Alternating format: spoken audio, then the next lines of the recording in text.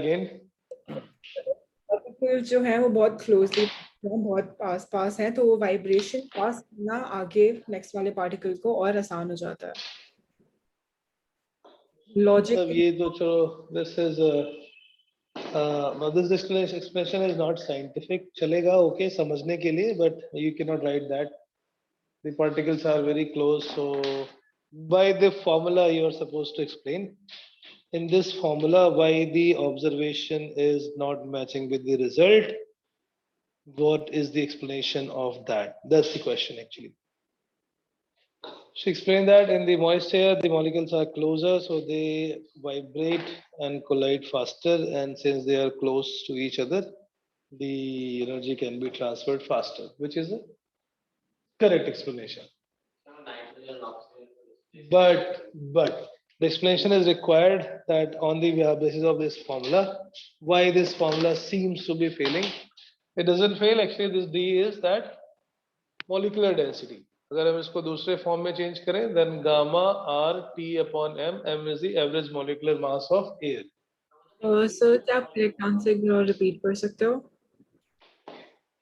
मैंने क्या बोला, मैं फिर से रिपीट कर सकता हूँ? Yes, absolutely. D is the density of air, but density is not like the mass per unit volume. It is of 1 mole of molecules. उसका mass. So when we change this into the temperature and mass, the same formula changes to root of gamma RT upon M. बोलो.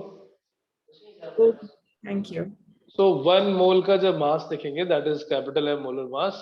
In the case of water, though water seems to be heavier than air, but molecular mass ज़्यादा नहीं है, molecular mass कम है उसका air के comparison में.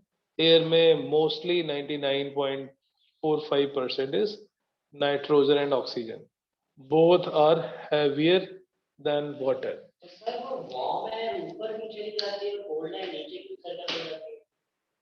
उसमें moisture थोड़ी है, तो वो that's another formula.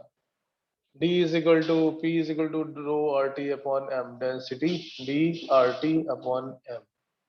So जब हम टेम्परेचर बढ़ाएंगे तो डेंसिटी कम हो जाती है, because it is inversely proportional. All gas is in atmospheric pressure. Air में तो atmospheric pressure ही है, is directly proportional to D into T. So density will be, ये है mass density P into M by RT. Temperature बढ़ाओगे तो gas density कम हो जाएगी, हल्की हो जाएगी. Only when it is air, no water, dry air.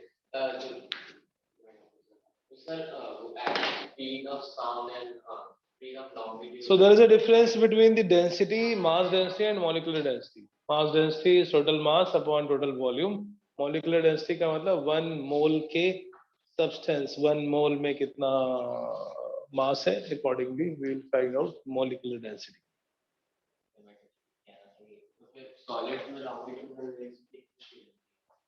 कितनी होती है?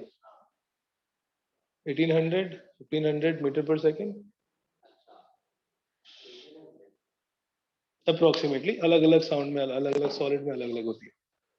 ठीक है, तो हमने स्टार्ट किया था next part, which is natural oscillation, forced oscillation and damped oscillation.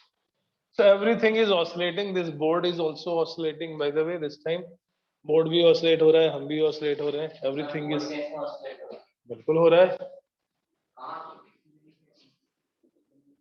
Board भी oscillate हो रहा है, आप भी हो रहे हो, मैं भी हो रहा हूँ. Everything is oscillating with its natural frequency. इसके अंदर के molecules अपनी mean position के चारों तरफ oscillate होते हैं. That is the natural frequency of oscillation. क्या डिफरेंस है ऑसिलेशन वाइब्रेशन में? कल बताया तुमने. Yes, faster oscillation is called vibration. Amplitude कम होना चाहिए. श्रेय आओ, क्या बताया मैंने अभी last? What is the difference between oscillation and vibration? ज्यादा ऑसिलेशन और वाइब्रेशन कहते हैं, ऐसे बोलोगे. In scientific terms give the difference between vibration और ऑसिलेशन. इंग्लिश में नहीं, मैंने साइंटिफिक बोला.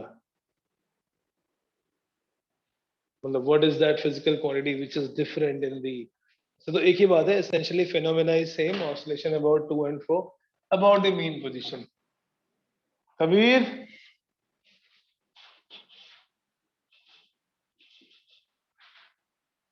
Mr. Kabir.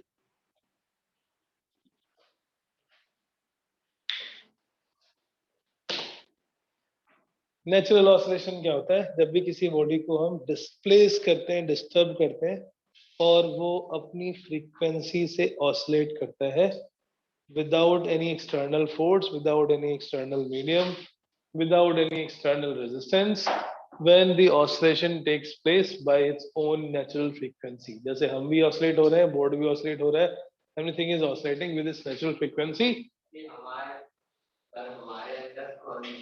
बहुत सारे ऑसिलेशन हो रहे हैं हमारे अंदर, एक आधे नहीं. हार्ट बीट, ब्रेन वेव्स, बहुत जगह, एवरीवेयर. फिजिक्स हर जगह है. Yes, we measure that frequency, we measure that heartbeat, we measure that blood flow rate. सबका अपना अपना कुछ frequency है. That tells you are normal. If it goes changes, तो heartbeat faster, heart attack, सब ऐसे measure करते हैं. If it is different from its natural frequency of oscillation. So हम last class में कर चुके हैं, लिख चुके हैं. Just a quick recap, Jayesh, for you. What is natural oscillation? The periodic vibration in absence of any external force. ना हमने कोई फोर्स लगाया, ना मीडियम ने उसको अपोज किया, एक बार बस ऑसिलेट करके छोड़ देते हैं. Example we did was pendulum. So every class, I mean next weekend onwards, one class of the two Can you weekend. please repeat the definition of natural oscillation? I'm writing it down. The periodic oscillation in absence of any kind of external force. हमने सिर्फ एक बार थोड़ा displace किया था oscillation start करने के लिए, and then it is oscillating. Since there is no medium, this oscillation would persist for almost infinitely long time. Practically that is not possible. Say, बंद करो book भी और notebook भी. What was the formula for time period of simple pendulum?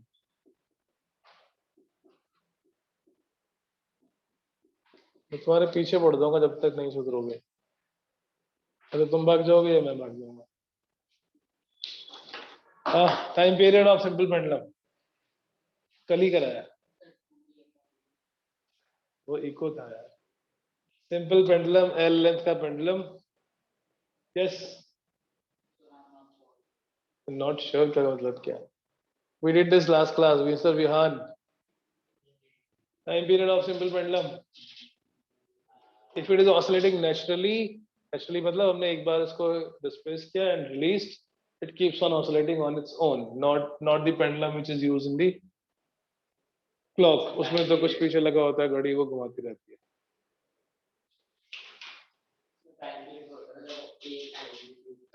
A complete oscillation mean से start किया तो यहाँ extreme, यहाँ के किनारे से लेकर छोड़ दिया, इधर से जाके वापस. That's one time period. 2 pi under root of L by G.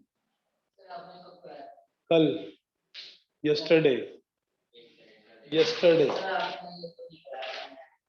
in the yesterday class. आप लोग लिखते नहीं हो कि बुक में दिखता नहीं है, वो तो मैंने देखा. ये मैंने लिखाया है 1/2a. यस, देखो लिखा है, ए नहीं है भाई, पाई है. ये नहीं समझ में आया तो पूछ लिया करो. दैट्स पाई, शे ने लिख रखा है. हाँ, दिस इज टाइम पीरियड. और इसकी नेचुरल फ्रीक्वेंसी मतलब जब ये अपने आप ऑसिलेट हो रहा है, अपने आप मतलब फर्स्ट टाइम केवल हमने इसको छेड़ा था किनारे ले जाके, displaced from the extreme position, it start performing natural oscillation with its natural frequency 1/2 pi under root. This is for simple pendulum only. This formula is only for a simple pendulum of length L. और जब ये naturally oscillate हो रहा है, एक pendulum को लेके disturb करके एक तरफ पकड़ के, and then you release, it start performing oscillation. और ये फ्रीक्वेंसी इसकी नेचुरल फ्रीक्वेंसी है क्योंकि ये अपने आप ऑसिलेट हो रहा है. वो pi is 3.14, L is the length of pendulum. ये सब 9th का है, वैसे 9th में था ये। बोलो जी, एक्सेसिडोग्राफी, यस बोलो। आपने एक और फॉर्मूला लिखवाया था 1/2L में 2D √D अपॉन DA। आपने नहीं लिखा किस चीज का फॉर्मूला है?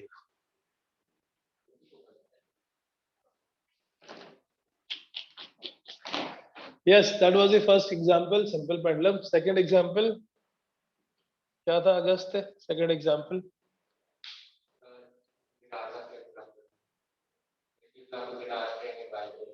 नहीं, वो तो थर्ड या फोर्थ था। Second was spring. Spring connected to a mass. So if there is a spring mass system with a spring, a mass connected and oscillated with certain given a small displacement, इसके लिए एक बार oscillate करके छोड़ दोगे, it will be performing oscillation with its natural frequency. जब बाहर कोई भी मीडियम नहीं है, that is ideally it should be in vacuum. अगर एयर है बाहर तो एयर की वजह से रेजिस्टेंस लगेगा और रेजिस्टेंस लगेगी, धीरे धीरे करके रुक जाएगा। Similarly spring oscillation will also stop after a certain period of time, that is called damped. 2 pi under root of m divided by k, m is the mass and k is spring constant. This was the formula और ये भी लिखा हुआ है, लिखा है नहीं? आधा लिखते हो, आधा छोड़ देते हो। k is spring constant, कल भी पूछा था k क्या है? k is spring constant। जो बुक में नहीं दिखे उसको नहीं लिखते हो। Very good. ऐसी बात है और कैसी बात है? हैं? जो आपने जो फॉर्मूला लिखा है पहले ये भी नहीं है तो बुक में नहीं है। है यस और नो? हाँ, तीसरा वाला भी दिखाता हूँ, वेट। बट ये है किसका फॉर्म? कल पढ़ चुके हो और उसके बाद भी ये क्वेश्चन है, तो पहले इसी बात पे थप्पड़ पड़ना चाहिए कि फॉर्मूला किस चीज का है। You have done all these things yesterday. आज का क्वेश्चन है ये है किस चीज का फॉर्मूला? तुमने मजाक ही बना रखा है। सब फ्रीक्वेंसी का है, किसकी फ्रीक्वेंसी का ये समझना है। ये सिंपल पेंडुलम की नेचुरल फ्रीक्वेंसी। बेटा मजाक में पढ़ोगे तो मजाक में रिजल्ट भी आएगा। So take it now seriously. 10th में आ गए हो? 10th में हो ना? शायद 9th से गिफ्ट मिल गया, सीधे 10th में आ गए। 9th में एग्जाम हुए थे? ऑनलाइन हुए थे, कहते सब लोग हैं, कहना पड़ता है। 2 pi under root m by k, m is the mass and k is spring constant। ये सारे फॉर्मूले आपके बुक में लिखे हैं, दो इसमें न्यूमेरिकल नहीं है। न्यूमेरिकल नहीं है इसका मतलब ये नहीं कि आपको इन फॉर्मूलेस की जरूरत नहीं पड़ेगी। एक्सप्लेनेशन के लिए हमें फॉर्मूलेस चाहिए। जैसे सिंपल पेंडुलम के केस में जो फॉर्मूला था उसमें मास नहीं है। अगर बोला है कि पेंडुलम है वो ऑसिलेट कर रहा है और इसका एक क्वेश्चन दिखा बताता हूँ जो आपके बोर्ड में आए हुए क्वेश्चन है। A child on a swing stands up. What happens to the frequency? झूला पार्क में swing, that's like a pendulum. A child on the swing, if he stands up on the swing, what will be change in the frequency of oscillation? Increase, decrease, remain same? Cannot predict.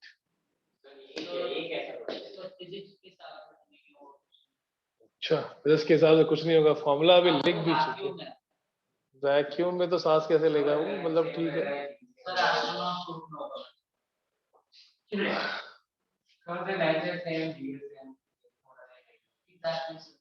जब वो बैठा था, sitting, दिमाग से, that's the difference in physics and bio. हाँ, तो दिमाग को एक बार ट्रेन करना पड़ता है, उसको एक बार इनपुट देना पड़ता है। That's the difference in the bio and physics as a subject. अच्छा वैसे हमें लगा उतर गया नहीं मुझे जब लेंथ कम होगा तो भी चेंज होगा हाँ, लेंथ कम हो गया. डिक्रीज हो जाएगा नहीं डिक्रीज होगा हाँ डिक्रीज होगा If the person or the child stands up, उसकी बॉडी का जो सेंटर है वो ऊपर आ गया, इसका मतलब लेंथ कम होगी. If length has reduced, time period has reduced, frequency will increase. Second sir कैसे सर टाइम पीरियड में इंक्रीज फ्रीक्वेंसी तो टाइम पीरियड डिक्रीज हुआ ना, एल छोटा हो गया. पहले उसकी बॉडी का जो सेंटर में मास था वो नीचे था, अभी वो खड़ा हो गया, so this has come up. The center of gravity of the child's body has gone up.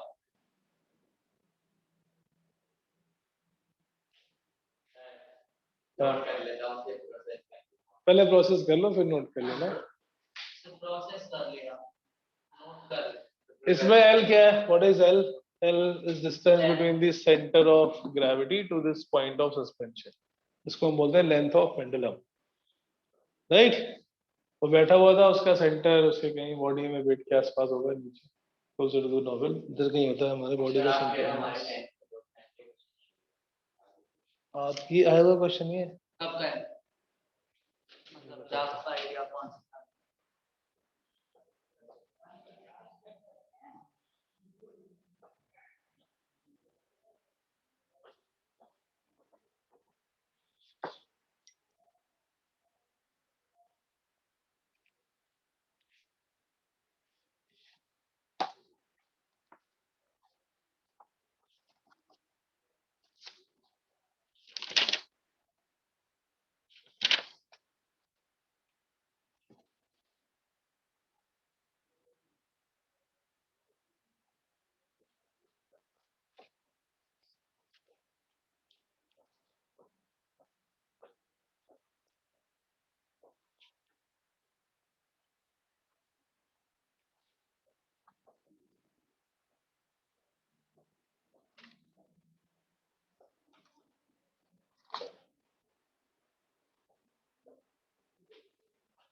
Decrease हुआ टाइम पीरियड डिक्रीज होगा.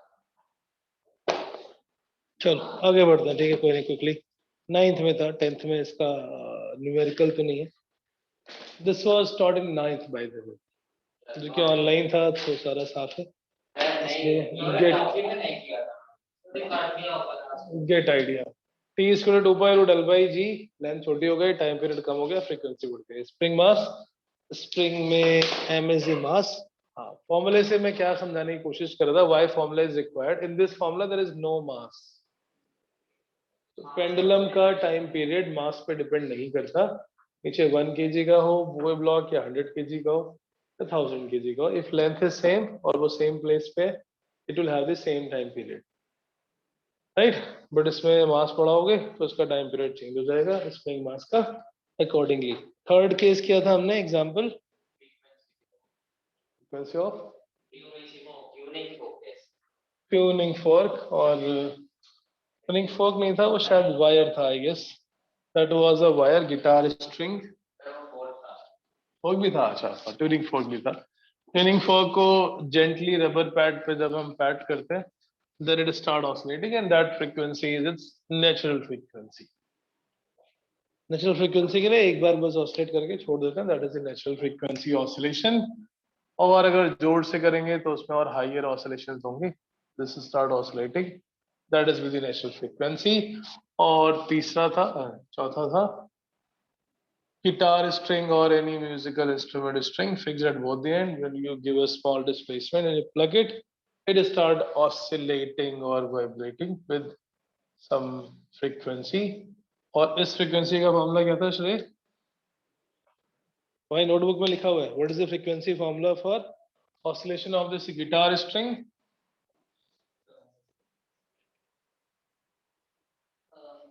F equals to 1/2L under root C upon pi r square d.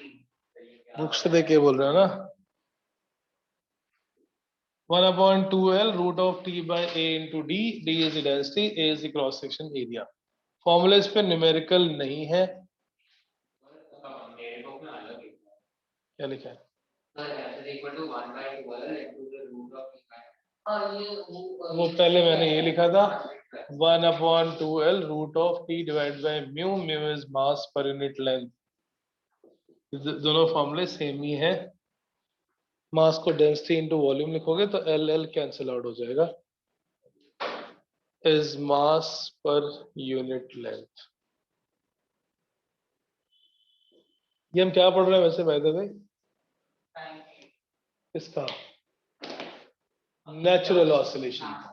In system को थोड़ा सा disturb करके अगर हम छोड़ देंगे तो ये जिस फ्रीक्वेंसी से ऑसिलेट होंगे, जिस टाइम पीरियड से ऑसिलेट होंगे, time period is called is natural time and the frequency is called natural frequency, assuming there is no other force present in the system, ना तो बाहर से और ना ही कोई resistive force system में है।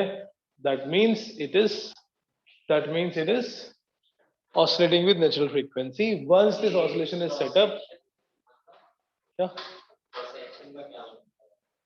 क्रॉस सेक्शन, इसका क्रॉस सेक्शन ये सर्कल है, क्रॉस सेक्शन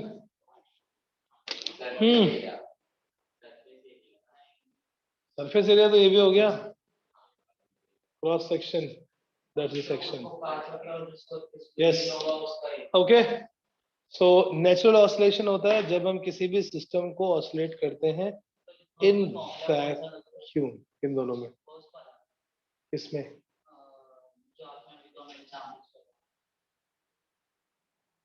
इसका फॉर्मूला ये, L is the length of string, T tension है, जैसे गिटार स्ट्रिंग को पहले टाइट करना पड़ता है ताकि उसमें टेंशन ज्यादा हो जाए। टेंशन ज्यादा होगी तो हाई फ्रीक्वेंसी होगी, अगर वो लूज स्ट्रिंग होगी तो उसमें वेव भी प्रोड्यूस नहीं हो पाएगी ढंग से।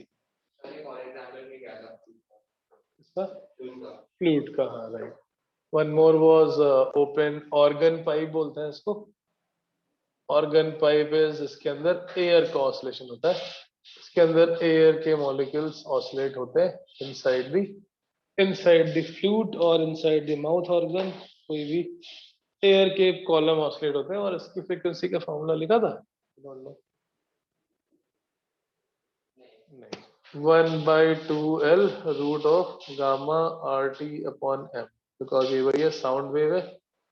ऑर्गन पाइप के अंदर जो नेचुरल फ्रीक्वेंसी होती है उसके लिए gamma RT upon M। This formula is not important for your numerical, so आप उसको लिखेंगे। सर बाकी सारे जो आपने फॉर्मूलास लिखवाए हैं, they will be used in the numericals? Not in the numerical, but they will be used in the explanation. जैसे for example, अगर हम पूछे दो स्ट्रिंग है, one is thick and another is thin, किसकी फ्रीक्वेंसी ज्यादा होगी? Guitar string of two different guitars, one is thick string and another is की ज्यादा फ्रीक्वेंसी होगी क्योंकि उसका क्रॉस सेक्शन thin की ज्यादा होगी, उसका एरिया कम होगा, उसकी फ्रीक्वेंसी ज्यादा होगी, राइट। So ऐसे कंसेप्चुअल क्वेश्चंस को आंसर करने में आपको हेल्प मिलेगी if you have learn the formula as well. नहीं तो फिर natural oscillations is possible only when there is no medium present. अगर एयर है तो एयर का रेजिस्टेंस होगा, एयर रेजिस्टेंस की वजह से एनर्जी कम होती जाएगी।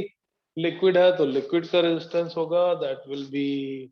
सर अगर फ्लूट की हम वो तो बड़ी कर देते हैं, बड़ी कर दे लेंथ, फ्रीक्वेंसी कम हो जाएगी। F is inversely proportional to L, can see natural frequency. But ये वो वाली फ्रीक्वेंसी है जो वो क्या गामा है RT, हाँ वो गामा है, वो सब कांस्टेंट है। ये वही वाला जो स्पीड ऑफ साउंड का फॉर्मूला था, लाप्लास का करेक्शन वाला गामा था, because it is nothing but sound only which is oscillating inside, right.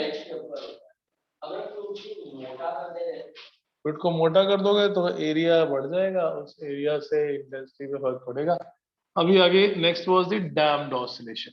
Damped oscillation या डैम्पिंग इन ऑसिलेशन इज जब हम किसी भी वेव को, किसी भी सिस्टम को ऑसिलेट करते हैं इन अ मीडियम, जैसे पेंडुलम को ऑसिलेट करते हैं और वो हवा में with time, with progress of time उसका एम्पलीट्यूड धीरे धीरे कम हो जाता है, बिकॉज एयर के रेजिस्टेंस की वजह से जो एनर्जी हमने दी थी वो कम होने लग जाती है। If it is in vacuum, every time it will go to the same height or same angle on both the side, but if it is in a medium air में तो ऑसिलेशन के साथ धीरे धीरे धीरे धीरे every oscillation the amplitude slightly reduces. क्यों reduce हो रहा है? because of the friction provided by air, and ultimately it will be stopped. So every damped oscillation is because of some kind of resistive force. वो resistive force किसने लगाया? Medium ने लगाया. एक तो सिस्टम का खुद का फोर्स था जिसको हम बोलते हैं रीस्टोरिंग फोर्स. रीस्टोरिंग फोर्स क्या होता है? राइट में लेके गए तो फोर्स लेफ्ट में लग रहा है, वो वापस लेके आएगा. लेफ्ट में लेके गए तो वो राइट में फोर्स लगेगा, that is called restoring. Gravity, mg. अच्छा हाँ हम राइट में लेके गए तो लेफ्ट की तरफ फोर्स लगेगा, लेफ्ट में लेके गए तो राइट की तरफ फोर्स लगेगा, and that's why it oscillate. इसके अलावा एक और फोर्स आ गया सिस्टम में which is because of the air resistance, and due to which the amplitude of oscillation gradually reduces and finally it stops. This is called damping in SHM, and this type of oscillation is called damped oscillation. So damped oscillation में amplitude and frequency gradually reduces, and after a very long time it will become zero. It will finally stop. Correct. ये लिखा था शायद हमने कुछ क्या? What was the last thing we did in damped oscillation? लिख लो उसके आगे. In damped oscillation, two forces, restoring force of the system. In damped oscillation, two forces. First, restoring force of the system and resistive force.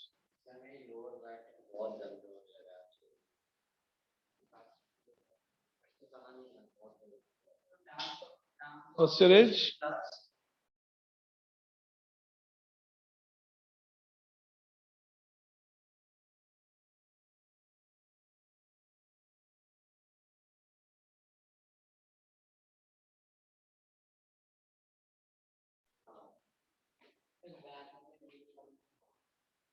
क्या?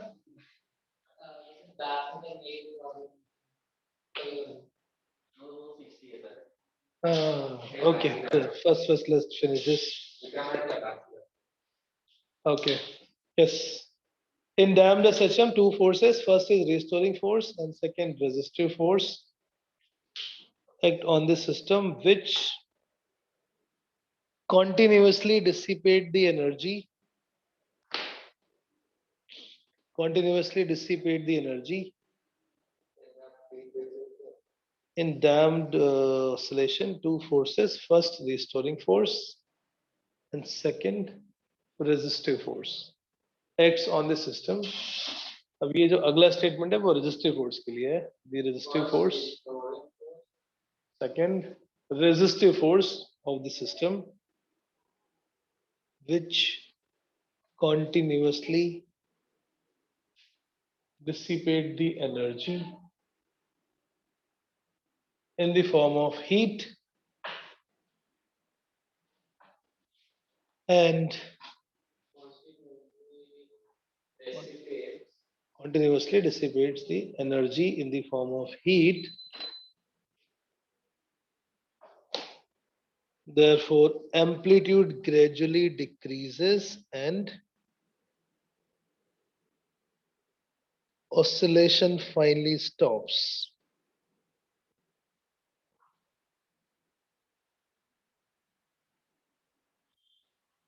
Correct?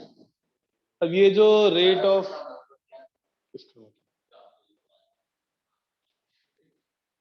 दो force लगते हैं. एक तो जो वापस ला रहा था वो पहले भी था. The restoring force was already there, but now there is a friction also. So if it is coming here, there will be opposite air friction or air resistance. Because of this air resistance, इसकी velocity के opposite है, so there will be some negative work done. Energy कम होती जाएगी और हर एक oscillation के बाद due to reduce of the energy इसका amplitude कम होता जाएगा. Amplitude depends upon energy. Finally stops. और ये जो हीट एनर्जी कम हो रही है वो कहाँ गई? हीट के फॉर्म में बाहर डिसिपेट हो जाती है. that energy is dissipated in the form of heat. अब ये जो डिसिपेशन एनर्जी का रेट है या कितने टाइम में स्टॉप होगा, ये डिपेंड करता है साइज पे और मीडियम के टाइप पे। लिक्विड के अंदर बहुत जल्दी रुक जाएगा बिकॉज लिक्विड की विस्कोसिटी ज्यादा होती है, वो 2-4 सेशन में रुक जाएगा। हवा में yes, which is called as viscous force. buoyant force का क्या काम है? बॉयंट फोर्स का काम कुछ और है, यहाँ पे नहीं। जो विस्कोसिटी लग रही है, बॉयंट फोर्स की वजह से ये फ्लोट करने लग जाएगा if it is not of a solid, right. ज़्यादा density। हाँ, अगर डेंसिटी कम हुई तो। From the next line, please write the rate of loss of energy depends upon the rate of loss of energy depends upon nature of surrounding medium and nature of surrounding medium and shape slash size of body. तो मतलब जो pendulum, pendulum हो सकता है, कुछ भी हो सकता है। नेचर ऑफ सराउंडिंग के बारे में And shape of medium and shape oblique size of the body. ज्यादा बड़ा शेप है, ज्यादा सरफेस एरिया है, ज्यादा फ्रिक्शन लगेगा, ज्यादा जल्दी उसका ऑसिलेशन स्टॉप हो जाएगा। एग्जांपल ऑफ डैम्ड ऑसिलेशन जो पिछले थे वो सारे, बट आगे एक वर्ड ऐड करना है, in air. Oscillation of simple pendulum in air. अगर वैक्यूम में है तो वो हमेशा होता रहेगा for a very very very long time. Air में because of the air resistance energy reduces after each oscillation. Simple pendulum in air. Second,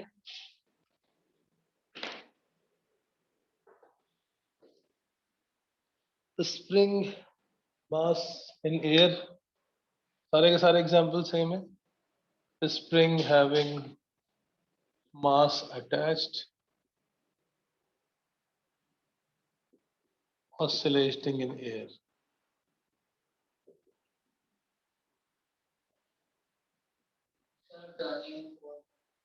Tuning fork. Hmm.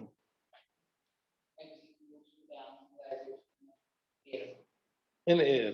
तो जितने पीछे एग्जाम्पल है सब में आगे आपको in air लगाना है, बस that's it. All those examples will become damned SHM equation. Next आते हैं forced oscillation. ऐसे तो हर एक oscillation damned ही हो जाएगा क्योंकि हमेशा air तो है ही, at least if not the other medium then at least air will be there. What will be the so ये सारे oscillation ऐसे तो खत्म ही हो जाएंगे कुछ टाइम के बाद, बट सपोज जैसे क्लॉक है या और भी कोई एग्जांपल लेते हैं जिसमें हमें कंटिन्यूअसली ऑसिलेट कराते रहना है। So for that case, if we have to maintain the constant oscillation so that it does not stop, we have to apply a periodic force from outside. Best example is park में जो swing पे बच्चे को swing कराने के लिए parents लेके जाते हैं छोटे बच्चों को, you have to keep on pushing from behind. अगर एक बार कर दिया then it will stop in some time. That is damped SHM. Periodically हर बार जैसे वापस आता है again you give a push. डैम्प का ऑसिलेशन कम होता जाता है और वो रुक जाता है। In forced, every time we apply an external force so that the same amplitude of oscillation is maintained and it will be continued for a long duration of time. जब तक हम बाहर से फोर्स लगाते रहेंगे then till then the oscillation will be there. Not seesaw, जो swing में पीछे से पुश करता है, that is force oscillation. Please write the oscillation, the periodic oscillation of a body under the periodic oscillation of a body under the application of external periodic force. Periodic oscillation of the body Under the application of external periodic force.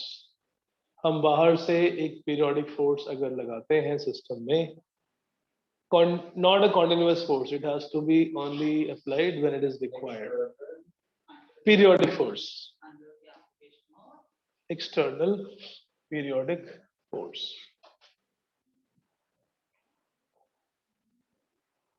Under the application of external periodic force.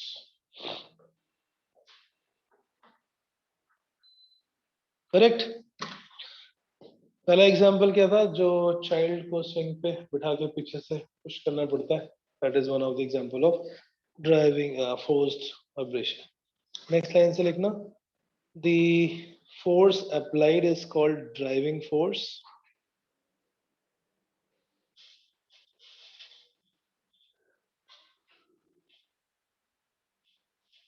The force applied is called driving force, and now oscillation takes place with the frequency. Now oscillation takes place with the frequency of applied force only. लिखना ही.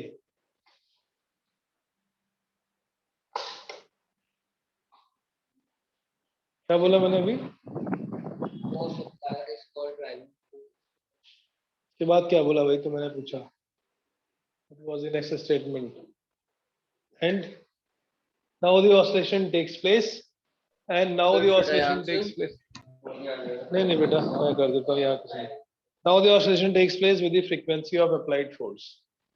जैसे now the oscillation takes place with frequency of applied force. जैसे वो child के swing वाली कहानी, जब वो अपने आप वो बैठा, उसने पैर को एक बार ग्राउंड में one time push किया, and then it was oscillating with its natural frequency, 2 pi under root of L by G, when he was swinging on his own. वही बता रहा हूँ. जब ये अपने आप कर रहा था तो ये फ्रीक्वेंसी थी नेचुरल फ्रीक्वेंसी. मतलब ये नेचुरल टाइम पीरियड है और ये डिसाइड करेगा कि कितनी फ्रीक्वेंसी से वो ऑसिलेट कर रहा है. वो चाइल्ड के स्विंग की लेंथ वो 1/t हो जाएगी. टाइम पीरियड से फ्रीक्वेंसी निकालेंगे. अभी क्या हो रहा है? ही इज सिटिंग एंड जैसे वो बार बार वापस आता है, then some external person, maybe his parent, is giving a push.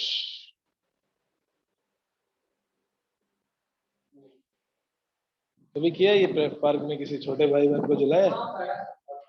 बहुत. हाँ? वो गिर गया था एक बार.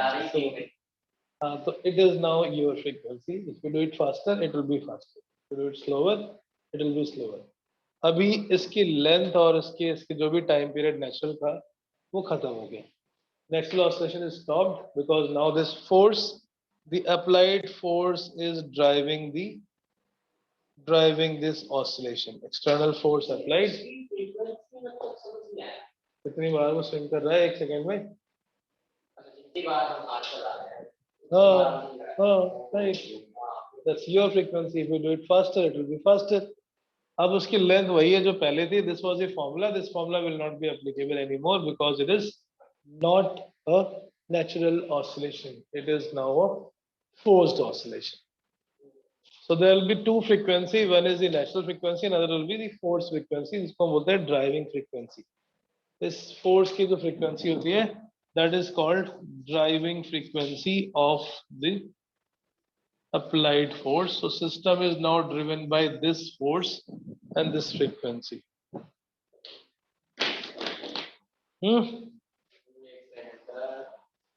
समझ तो आ रहा है ना क्या कहना चाह रहे हैं भावनाएं? How many forces are acting now in this case? Force oscillation 3. कौन से? एक तो रिस्टोरिंग फोर्स जो उसको वापस लाने के लिए लग रहा था, रेजिस्टिव फोर्स और driving force. Right. Only vacuum तो रिस्टोरिंग फोर्स केवल लगेगा. तो आया करो घर से, बुक को यहाँ दे दिया करो. मेरे पास दिमाग बिल्कुल नहीं चलाते. अब बताओ कौन से तीन फोर्सेस लगते हैं? What is resistive force?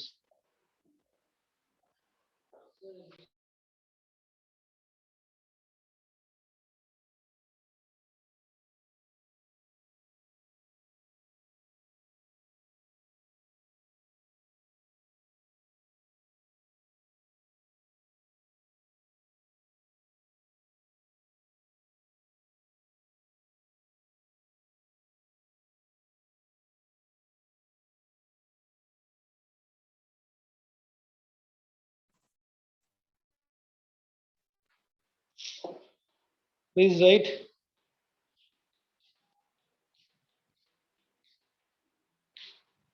When external force is applied, इसी point का explanation है. When external force is applied, when external force is applied, when external force is applied, the body no longer oscillates with its natural frequency. No longer oscillates with its natural frequency.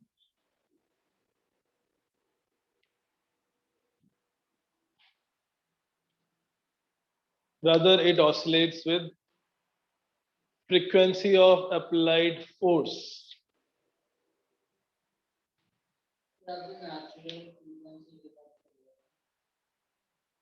Rather, RATHER or but with the frequency of applied force.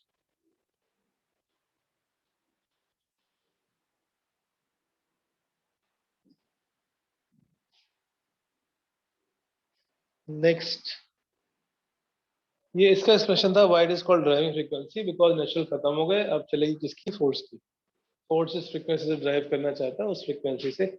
Now what will be the amplitude on who will decide the amplitude? See practically वो जो बच्चा force correct. Now again so next line the amplitude of oscillation also depends upon the amplitude of oscillation depends upon amplitude of force, comma, driving frequency of force depends upon amplitude of force applied, comma, driving frequency of force as well as natural frequency of oscillation. तीनों पे depend करता है. अभी आता है वो frequency में हट गए एम्पलीट्यूड में है कहीं. It depends upon amplitude of force, comma, driving frequency of force as well as natural frequency of force. Applied force, natural frequency of system. Amplitude of applied force, driving frequency of applied force and natural frequency of the system. तीनों पे depend करता है जो भी था 2 pi root L by G. This was the in this particular case. अब इसका formula है थोड़ा खतरनाक सा है इसलिए देख लो बस लिखने की भी शुद्धानुसार.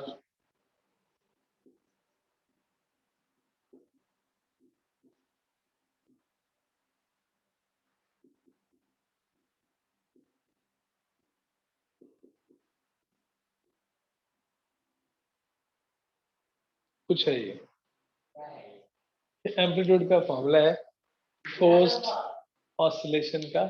आपको सिर्फ और सिर्फ लिखना है बट अलग से बॉक्स में बना लेना स्कूल के लिए नहीं. सर ये फॉर्मूला नहीं पूरी इक्वेशन लग रहा है sir.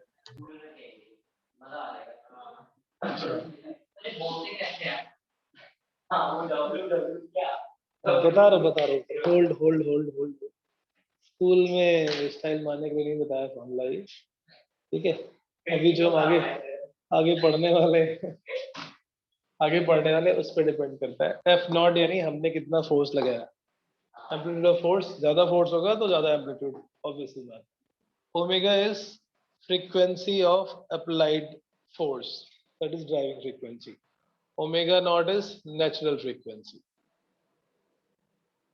Frequency of driving force कि कितने बार हम ऐसे कर सकते हैं. हाँ करेक्ट. और फिर ये ओमेगा नॉट की अगर वो अपने आप करता तो कितनी बार ऐसे करता. That is it's natural frequency. वो नेचुरल फ्रीक्वेंसी है. सो और ये बी है डैम्पिंग यानी फ्रिक्शन वाला जरूरी थोड़ी है. ये तो फ्रीक्वेंसी वो तो हम स्लो भी कर सकते हैं फास्टर भी कर सकते हैं. वो तो फोर्स पे डिपेंड कर रहा है. हाँ बेटा अगर से क्या हुआ नहीं गुस्सा हो गया तुमको. नहीं कोई बात नहीं आप लिखो मत. आपको सिर्फ अभी यहाँ सुनना है. मैं खुद रफ कर दूंगा. अभी जो हम पढ़ने वाले next topic next concept amplitude ज्यादा फोर्स लगाओगे तो ज्यादा होगा. ऑब्वियसली बात है। हमने ऐसा कुछ करा, एक बार वो ड्राइविंग फ्रीक्वेंसी थी, उसके बाद वो नेचुरल हो गई। नहीं, नेचुरल तो खत्म हो गया कि हम फोर्स लगाते जा रहे हैं ना, हमने एक बार नहीं किया, हम पीरियोडिक फोर्स लगा रहे हैं। यहाँ पे आता है। वो एम्पलीट्यूड उस पर डिपेंड करता है। अब एम्पलीट्यूड उसकी फ्रीक्वेंसी खत्म हो गई, बट जो कितना एम्पलीट्यूड वो ऑसिलेट कर रहा है, एक मिनट मैं समझाता हूँ। एक छोटा सा स्विंग है और एक बहुत बड़ा सा स्विंग है। If you apply same amount of force, will the frequency B same? नहीं, क्योंकि वो उसकी खुद की फ्रीक्वेंसी पे भी डिपेंड कर रहा है। उसकी खुद की फ्रीक्वेंसी पहले कितनी थी, आपने जो फोर्स लगाया वो तो सेम है, उसकी फ्रीक्वेंसी भी सेम है। Right, that is omega naught. अभी आराम से, हाँ। सो ये है ड्राइविंग फ्रीक्वेंसी जिसका हमने फोर्स लगाया, ये सिस्टम की नेचुरल फ्रीक्वेंसी, और ये फोर्स का एम्पलीट्यूड। जो अभी हम लैंग्वेज में चीजें लिखी हुई है उसमें स्टेटमेंट फॉर्म में, उसका ये मैथमेटिकल फॉर्म है। एम्पलीट्यूड किस पे डिपेंड करता है? फोर्स के, पढ़ो कुछ लिखा ना अभी लास्ट स्टेटमेंट। फोर्स के एम्पलीट्यूड पे, ड्राइविंग फ्रीक्वेंसी पे और नेचुरल फ्रीक्वेंसी पे, इन सब पे डिपेंड करता है। अब इसमें ये एम्पलीट्यूड मैक्सिमम कब होगा? जब हमारा ये सारी विचारें कम होगी, जब ये कम होंगे, और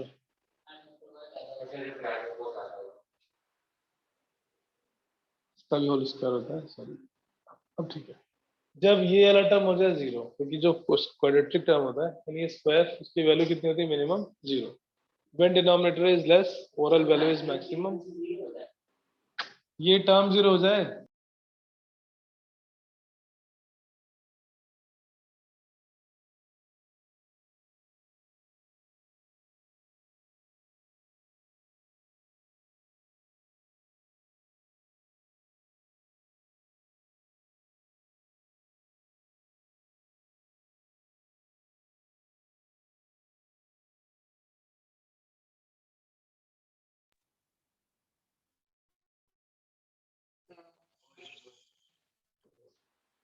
तीन चीजें कौन सी?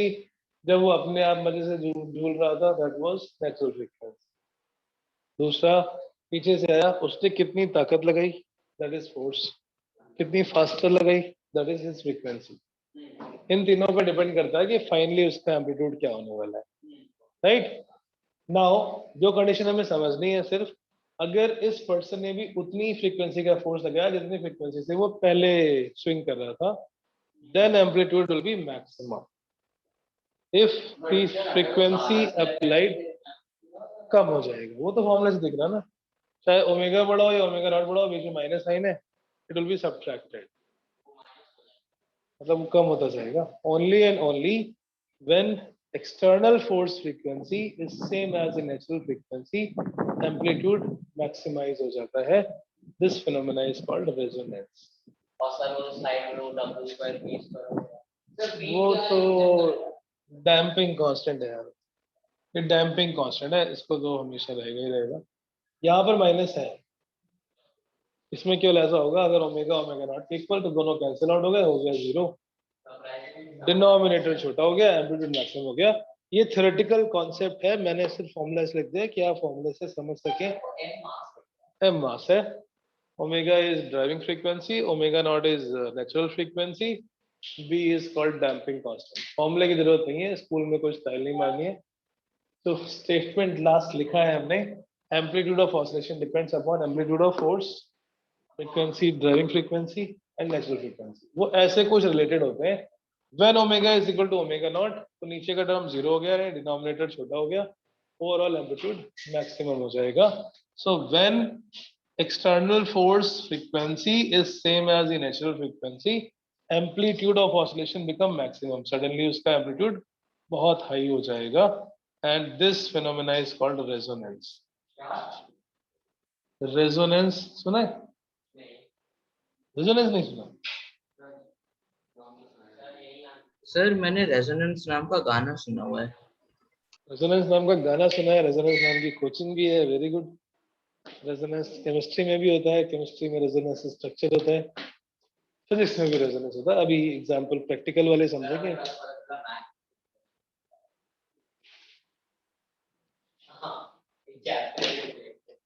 Okay, very good very good. चलो, ये फॉर्मूला नहीं लिखना है, दिस फॉर्मूला इज लिख लिया आपने, स्कूल में नहीं लिखना है, स्कूल के एग्जाम में मत लिखना। हाँ, ओनली फॉर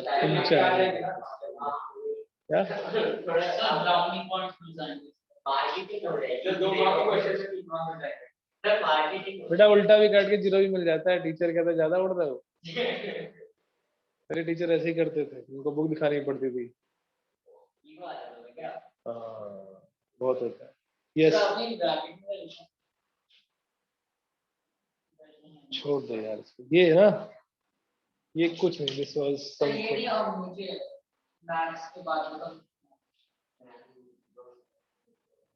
रेजोनेंस, अनुनाद तो हिंदी में बोलते हैं। Okay, please right.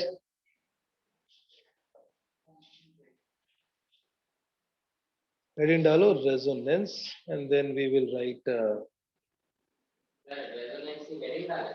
हाँ, if the frequency of external force, if the frequency of external force is equal to, if the frequency of external force is equal to natural frequency of oscillation। अभी तो बड़ा अभी सिर्फ ऐसे कुछ discuss नहीं, लिखा नहीं है, फ्रीक्वेंसी और इसी को स्टेटमेंट में लिखना है। of the frequency of external force, external periodic force की बात है। सर ओमेगा को ऐसे ही That's capital ओमेगा, ये ना कैपिटल ए और स्मॉल ए एक ही जैसे होते हैं। सही आप That's देखो, when the frequency of external force is equal to the natural frequency of oscillation of any system, natural frequency of oscillation of any system, the amplitude of oscillation, the amplitude of oscillation becomes very large. Frequency के बाद क्या होता है? the amplitude of oscillation becomes When the frequency of external periodic force is equal to the natural frequency of oscillation of the system, amplitude of oscillation becomes, पहले वाले formula याद करना पड़ेगा, वो है बात। oscillation become very large, called as, this phenomena is called resonance. This phenomena is called resonance. अब इसके बहुत सारे प्रैक्टिकल एग्जाम्पल जो जो हमने शायद प्रैक्टिकली फील किए हैं बट कभी समझा नहीं। जैसे एग्जाम्पल मिस्टर रेहान, अगर suppose just in case assume good earth mall के पास कोई बॉम्ब एक्सप्लोड हो, जस्ट अज्यूम, हो नहीं है ऐसा, टच वुड, तो ये जो ग्लास है यहाँ पे ये भी टूट जाएंगे अगर कुछ, हाँ यस, अगर कुछ धमाकेदार धमाका होता है force energy तो ये क्यों टूट जाएंगे? Sir, why good earth in specific? वहाँ के नहीं लोगों से मतलब पूछा I नहीं है क्या? just, अरे मतलब distance wise I just wanted to half kilometer 1 kilometer distance पर भी अगर कोई अच्छा खासा एक्सप्लोजन होता है तो आसपास के जितने भी घर और दीवार होते हैं उनकी खिड़कियां टूट जाती हैं और ग्लास शटर हो जाते हैं। वाई? क्योंकि वहां से जो साउंड प्रोड्यूस हो रहा है उस साउंड की फ्रीक्वेंसी या जो भी वेव्स प्रोड्यूस हो रही हैं उनकी फ्रीक्वेंसी ग्लास की फ्रीक्वेंसी से मैच करते हैं। तो जो अभी ऐसे ऑसिलेट हो रहे हैं कि आपको दिख नहीं रहे हैं, तो उस टाइम पर वो ऐसे ऐसे ऑसिलेट लग जाते हैं और टूट जाते हैं। यस, ऐसे ही इसी का प्रैक्टिकल, अभी अंदर ऑसिलेट हो रहे हैं, मॉलिक्यूलर ऑसिलेट हो रहे हैं, हमें दिख नहीं रहे बिकॉज वो बहुत हल्के हल्के हो रहे हैं, बहुत थोड़े थोड़े हो रहे हैं। Frequency is number of oscillation, amplitude is कि वो कितना ऑसिलेट हो रहा है। जब फ्रीक्वेंसी मैच होगी तो जो अभी इतना हो रहा है वो ऐसे, जब बाहर ज्यादा ऑसिलेट हो जाएंगे तो ब्रेक हो जाएंगे। यस, तो साउंड वेव्स आ रहे हैं उसकी फ्रीक्वेंसी जब दोनों मैच कर जाएंगे। सारे क्लास लाइक कुछ क्लास और चेक होता है, कुछ के अंदर सबके अलग। हाँ, तो बहुत सारी वेव्स भी निकलती है ना, जैसे ओपेरा सिंगर्स इसको डेमोन्स्ट्रेट भी करते हैं, वो सिंगिंग करके ग्लास तोड़ देते हैं। पता नहीं फालतू असली होता है वो। असली होता है वो, देख मोस्टली होता है। पहले एक बहुत पुराना कंपटीशन भी हुआ था तानसेन एंड बैजू बावरा का। एक ने तानसेन और Baiju Bawra, these are the two Indian musician. सुना है तानसेन, नाम सुना है? हाँ सर, तानसेन वो इंडियन हाँ राइट, म्यूजिशियन। अकबर के नौरतन में थे। और हाँ, कुछ ऐसे कंपटीशन हुआ था दोनों का। Right right right. एक ने पत्थर तोड़ा, एक ने बारिश कराई। हाँ correct correct correct, yes yes, ठीक है। एनीवेज जो भी है, तो this is based on the resonance phenomena only. दूसरा एग्जांपल, गिटार। गिटार गिटार में जो स्ट्रिंग ऑसिलेट करते हैं, स्ट्रिंग में कौन सी वेव होती है? व्हाट इज दैट वेव जो कि गिटार में स्ट्रिंग को जो प्लग करते हैं, तो कौन सी वेव प्रोड्यूस हो रही है? What is the type of wave in the guitar string, in the oscillating guitar string? Mechanical, electromagnetic? Mechanical. Okay. Is it a sound wave? Is it a sound wave?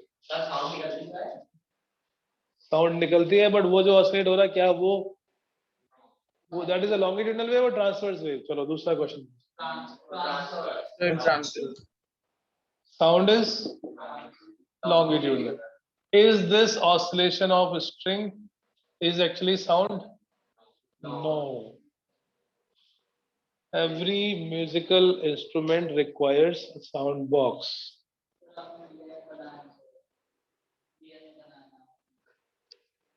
Sir आपने DNA बनाया।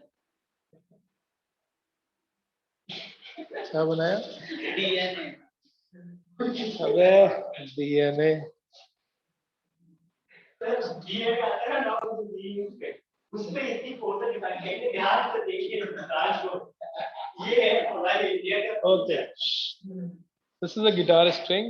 So guitar में या किसी भी musical instrument में अगर ऐसे खाली स्ट्रिंग लेके आप वाइब्रेट करोगे तो कुछ नहीं होगा जब तक कि पीछे there is not a sound box. Every, चाहे वो गिटार हो, सितार हो, there is some sound box जिसके अंदर एयर के मॉलिक्यूल्स। यहाँ से हमने वेव प्रोड्यूस की, वो कौन सी है? Transverse wave. ये ट्रांसवर्स वेव है, गिटार की स्ट्रिंग, और इसके अंदर साउंड बॉक्स जो भी है, इसके अंदर एयर के मॉलिक्यूल्स ऑसिलेट हो रहे हैं, एयर कॉलम ऑसिलेट होता है। जिस फ्रीक्वेंसी से आपने यहाँ इसको हिलाया, उतनी फ्रीक्वेंसी के जो साउंड वेव अंदर है, उस साउंड वेव की एम्पलीट्यूड इंक्रीज हो जाती है, हमें वो साउंड सुनाई पड़ता है बिकॉज ऑफ द रेजोनेंस। तो ये ड्राइविंग फोर्स होगा मुझे वैसे। Correct. This is a driving force. If you change that, then sound will also change. A difference. Transverse है एंड ये साउंड वेव नहीं है। This is not a sound wave. ये हमें जो इसका ऑसिलेशन ये नहीं सुनाई पड़ रहा है, इसके ऑसिलेशन की फ्रीक्वेंसी से जो अंदर के एयर के ऑसिलेशन की फ्रीक्वेंसी मैच होती है, एयर में साउंड वेव है, और उस साउंड वेव का इंक्रीज्ड एम्पलीट्यूड हमें सुनाई पड़ता है। वो ऐसे ऐसे। वो ऐसे ऐसे। तो ये फिर ट्रांसवर्स वेव है बट साउंड वेव नहीं है। ट्रांसवर्स वेव है, स्ट्रिंग ऑसिलेट हो रही है। हाँ, दूसरा एग्जांपल ऐसे ही और more practical, radio waves. Radio wave is mechanical और इलेक्ट्रोमैग्नेटिक? इलेक्ट्रोमैग्नेटिक। फिर हमें सुनाई कैसे पड़ती है radio waves? Sir antenna picks it up. हाँ बेटा, sir antenna picks it up. Box होता है वो भाई एक स्पेशल रेडियो रिसीवर मॉड्यूल्स होता है। रेडियो उनमें रिसीवर होता है, radio waves ट्रांसमीटर होता है, वो electrical रिसीव signal। करता है। रिसीव तो कर लिया उसने, चलो ठीक है, बट अभी भी वो रेडियो वेव्स है। रेडियो वेव्स थोड़ी सुनाई पड़ती है, रेडियो वेव्स सुनाई पड़ती है तो बज रहे होते कान हमारे अभी। It converts it into electrical signal। That particular transmitter same frequency की रेडियो वेव्स, जिस फ्रीक्वेंसी की हो, उसी फ्रीक्वेंसी के साउंड वेव को क्या करता है? एम्पलीफाई कर दो। There are many radio waves, जिस फ्रीक्वेंसी का चैनल आपने ट्यून कर दिया 93.5, उस पर्टिकुलर फ्रीक्वेंसी के साउंड वेव्स एम्पलीफाई हो जाते हैं because of the same phenomena. वो 12 नंबर। रेडियो वेव जिस फ्रीक्वेंसी की है उसी वेव फ्रीक्वेंसी की साउंड वेव प्रोड्यूस करता है, so that we start receiving it as a sound. Radio waves तो हमें सुनाई भी नहीं पड़ेंगी, जैसे यहाँ पर ट्रांसवर्स वेव गिटार की थी और longitudinal wave. So these are the example of resonance. Radio is example of all communication. In fact, is example of resonance. Say, what is resonance?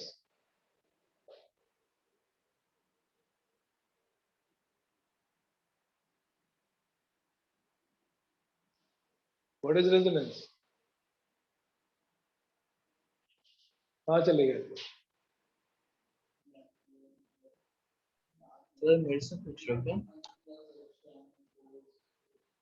Yes, Kabir. What is resonance?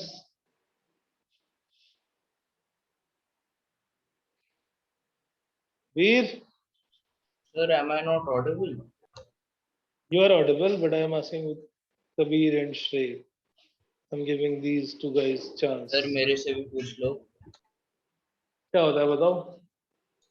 Sir, resonance is the phenomenon that occurs when the frequency of the external force is equal to the natural frequency of oscillation.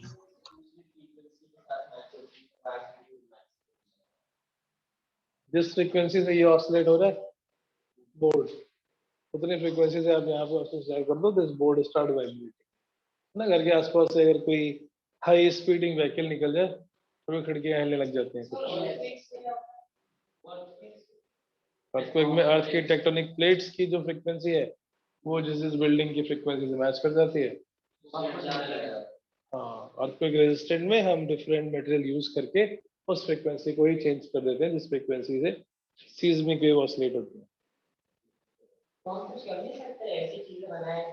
करते तो है, तभी तो होती है earthquake resistant building, तो structure strong बनाते हैं और उस फ्रीक्वेंसी से बाहर की frequency by changing the material used. Yes, क्या होता है रेजोनेंस बताओ? यस,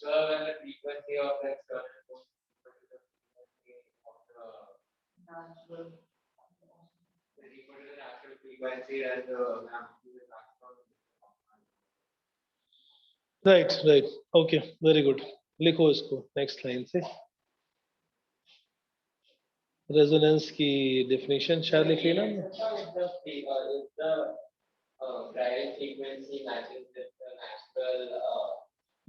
एक ही बात है, right right right. Condition for resonance, condition for resonance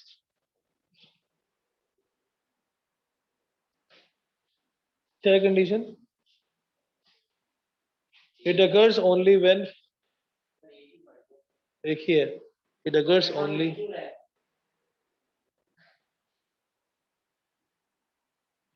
it occurs only when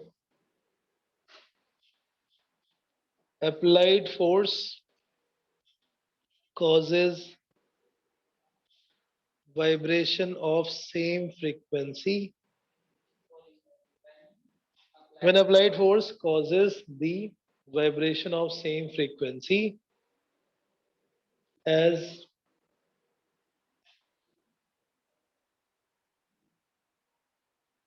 the natural frequency, of body.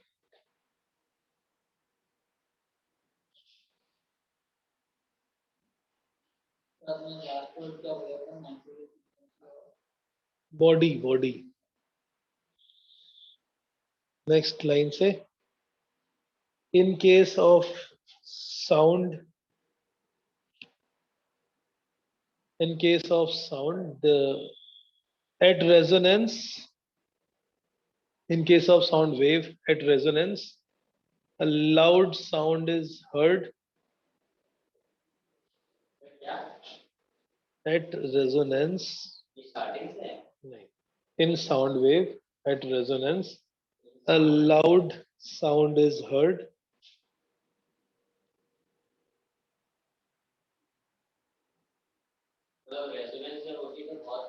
के पहले नहीं सुनाई पड़ रहा होता है, सडनली इंटेंस साउंड, जैसे रेडियो ट्यून करते हैं कभी 92.1 92.3 92.4 नहीं आ रहा है सडनली,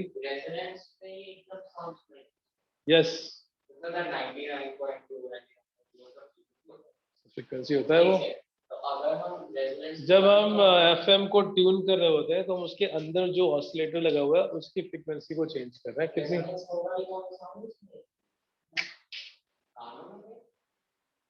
क्या रेडियो नहीं सुनाई पड़ेगा, साउंड सुनाई पड़ेगा। चलिए अलग अलग बैंडविड्थ के अलग अलग चैनल्स होते हैं, एएम एफएम रेडियो है, एसडी, ऑल कम्युनिकेशन चैनल जो भी, चाहे टीवी में ऑडियो है या वीडियो है, they all are example of resonance. Practically और क्या क्या होता है एग्जांपल रेजोनेंस के? जैसे आर्मी को कभी भी ब्रिजेस पे मार्च पास नहीं करने देते, they are asked to cross a bridge normally, because इनके फुट स्टेप से जो साउंड प्रोड्यूस होगा उसकी फ्रीक्वेंसी ब्रिज की फ्रीक्वेंसी से मैच होगी और वो कोलैप्स होता है। फोर्स की वजह से नहीं होता, एम्पलीट्यूड ऑफ ऑसिलेशन से होता है। और गिर जाएगा, गिर सकता है अगर राइट। सब में हो जाता है, कहीं भी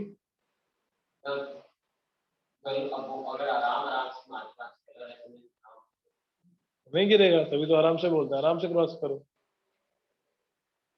जितनी भी हैवी मशीनरी या फैक्ट्रीज होती हैं उनके ऊपर छत नहीं बनाते हैं, उनके ऊपर टीन शेड लगाते हैं फॉर द सेम रीजन। नहीं, not necessary. Frequency of oscillation of bridge material matches with the frequency of sound produced by their footsteps. Yes. Intensity नहीं चाहिए, frequency मैच करानी है। जैसे मैंने एग्जांपल दिया था, माइक्रोवेव से फूड कैसे कुक होता है, सेम लॉजिक। माइक्रोवेव के ऑसिलेशन की फ्रीक्वेंसी वाटर के मॉलिक्यूल के अंदर जो ऑक्सीजन हाइड्रोजन ऑसिलेट कर रहे होते हैं उनकी फ्रीक्वेंसी से मैच होती है, and that's why the water molecule start oscillating with very very faster, very very high amplitude. इससे एनर्जी प्रोड्यूस होती है और वो हीट के फॉर्म में बाहर आती है। Correct, that's how microwave.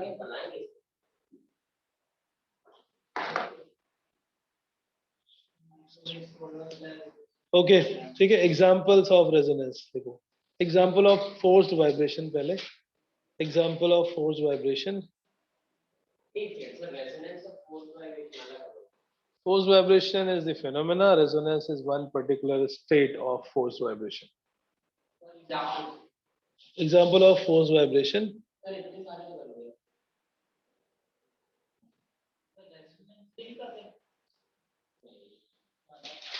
Resonance तो कर लिए, forced vibration.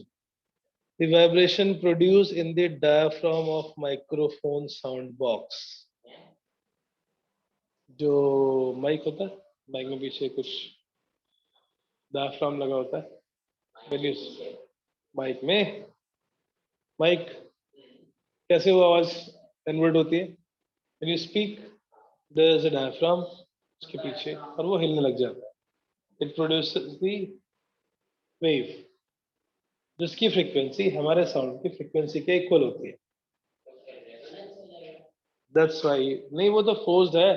रेजोनेंस तब होता है तो एकदम से बहुत ची आवाज आती है सडनली, देखा कर।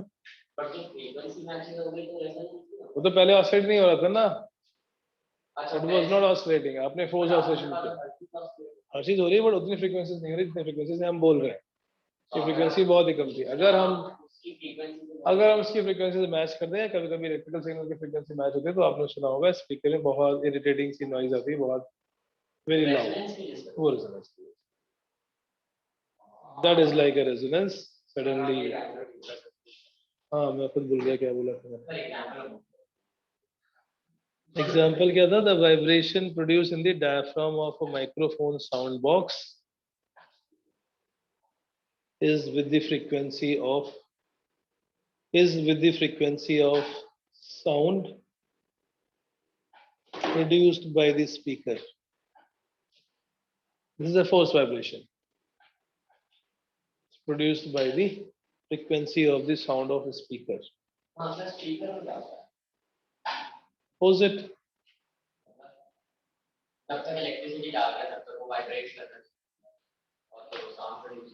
समझिए, अगर समझना चाहते हो अच्छे से, सबसे पहले हमने बोला कुछ, राइट, हमने अंदर से कुछ प्रेशर लगाया, because of that air molecule get compressed, air molecule के वाइब्रेशन से साउंड वेव निकली, और वो साउंड वेव माइक के ऊपर जाके उसके डायफ्राम को वाइब्रेट करती है विद द सेम फ्रीक्वेंसी जिस फ्रीक्वेंसी की हमने साउंड प्रोड्यूस की। डायग्राम के साथ ही बताऊंगा। There are two different thing, one is loudness, आप कितना तेज बोल रहे हैं, एंड सेकंड इज आप कैसा बोल रहे हैं, sharp, grave, pitch, high pitch, low pitch, that is frequency. मतलब सुरीली आवाज है या मोटी आवाज है, kind of the same thing, it's not about.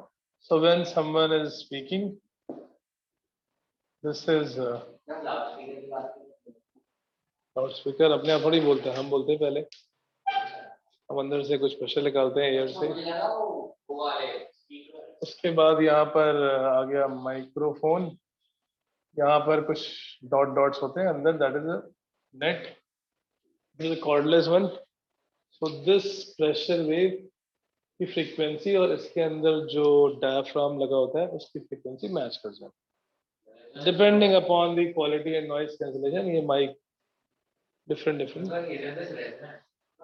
This is forced vibration, it's not resonance. ये पहले ऑसिलेट जो भी हो रहा था अपने आप को छोटी छोटी फ्रीक्वेंसी वो खत्म हो गई। Now because of that external force frequency which is the sound wave frequency, this is example of forced vibration.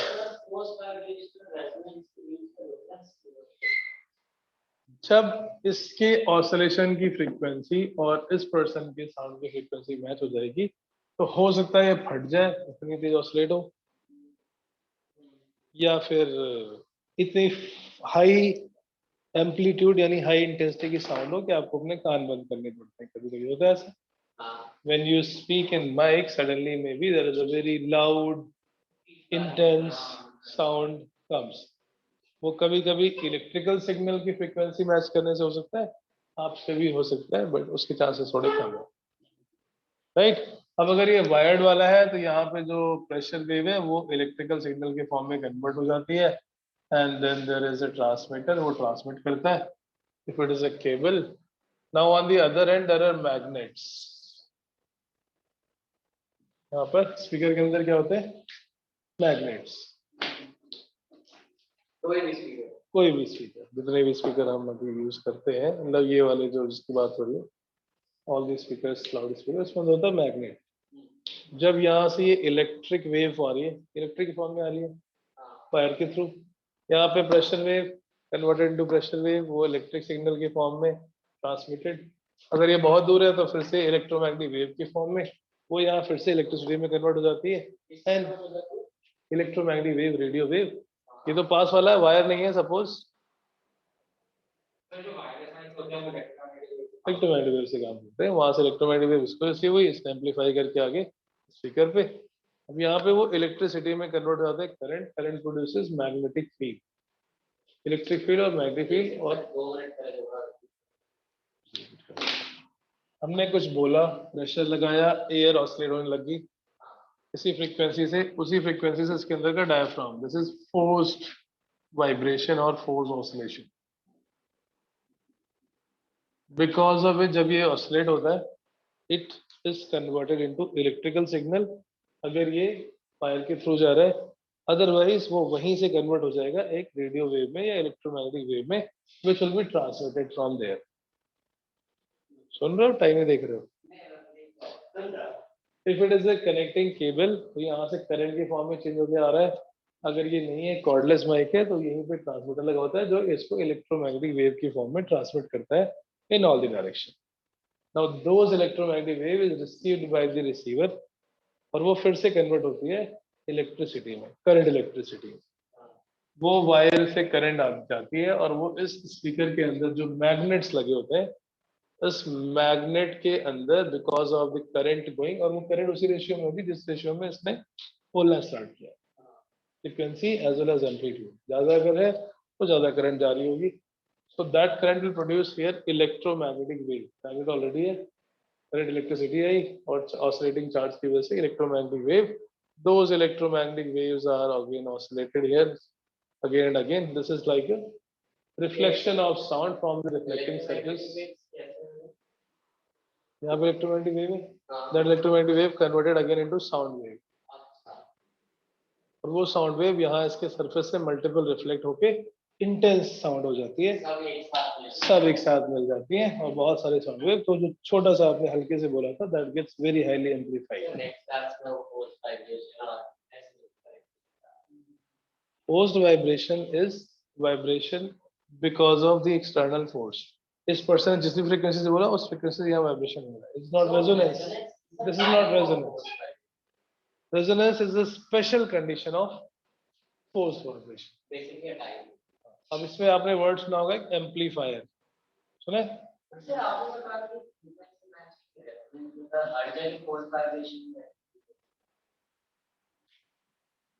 But obviously ये फ्रीक्वेंसी इसकी अलग है, इसकी अलग है। इसकी जो फ्रीक्वेंसी थी, सपोज वो 100 हर्ट्ज से खुद कर रहा था ऑसिलेट और ये 500 हर्ट्ज से करने लग गया, तो ये खत्म हो गया। This is oscillated, this is now oscillating. हाँ, तो ये फोर्स हो गया ना। इसने भी उतनी ही फ्रीक्वेंसी का साउंड प्रोड्यूस किया जितनी फ्रीक्वेंसी से ये खुद ऑसिलेट हो रहा है। Then this is resonance. Other than that, अगर किसी और फ्रीक्वेंसी का साउंड है या बाहर का फोर्स है तो फोर्स्ड ऑसिलेशन।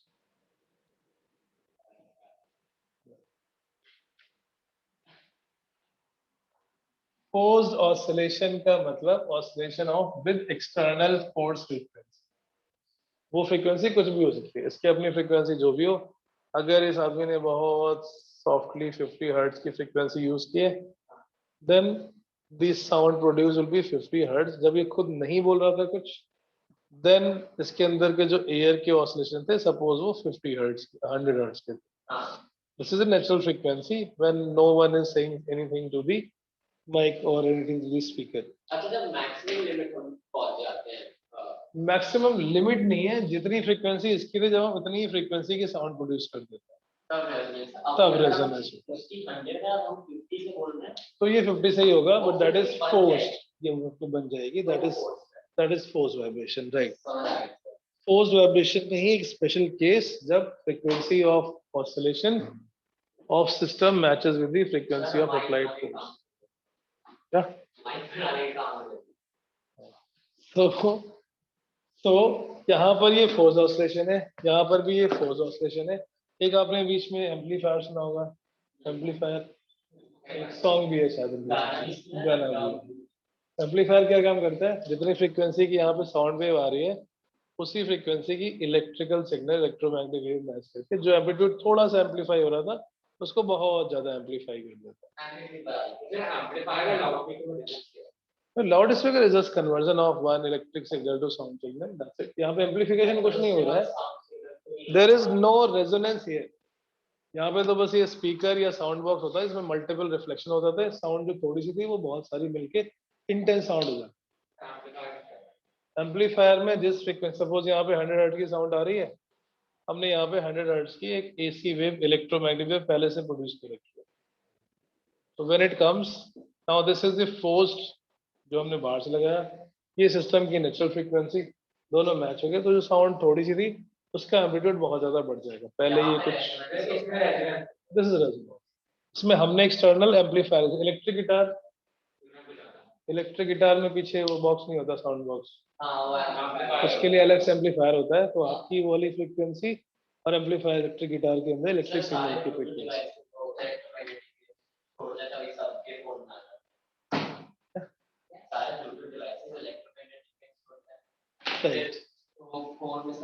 राइट, हाँ ठीक है। तो साउंड का हमने चैप्टर कर लिया। नेक्स्ट क्लास में हम करेंगे रिवीजन। नेक्स्ट क्लास में will start revision, 1 day revision, 1 day will be syllabus. थोड़ा सा थ्योरेटिकल बकवास है। 1 day revision, 1 day we will continue the syllabus. ठीक है, चलो okay then, thank you. Thank you, sir. तुम बेटा पढ़ना स्टार्ट करो, तुम्हारा नंबर आ रहा है।